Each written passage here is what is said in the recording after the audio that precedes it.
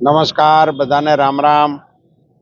આજે મન કી બાતનો જે કાર્યક્રમ હતો એ અહીં આણંદ ખાતે અંબાજી ચોકમાં સાર્વજનિક રૂપમાં આણંદના કાર્યકર્તાઓએ ગોઠવ્યો હતો. એમાં ભાગ લેવાનો મને અવસર મળ્યો.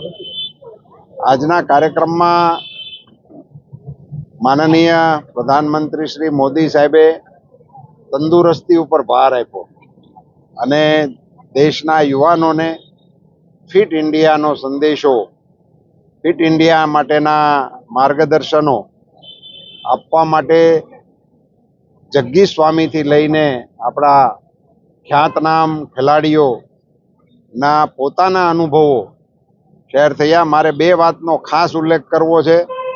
ઘણા વર્ષો પછી ઘી ખાવું જોઈએ એવું કહેવા વાળો કોઈ સાંભળ્યો, એની મોજ આવી ગઈ.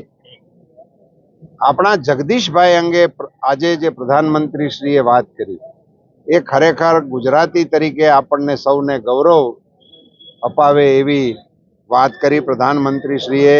એક કલાકાર પોતાની ત્યાગ ભાવનાનો કેવો સબળ પ્રયોગ સામાજિક સેવાઓ માટે કરી રહ્યા છે.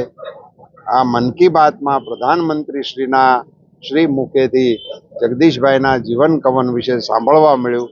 એ માટે હું જગદીશભાઈને ધન્યવાદ અને અભિનંદન પાઠવું છું. આપ સૌનો ખૂબ ખૂબ આભાર.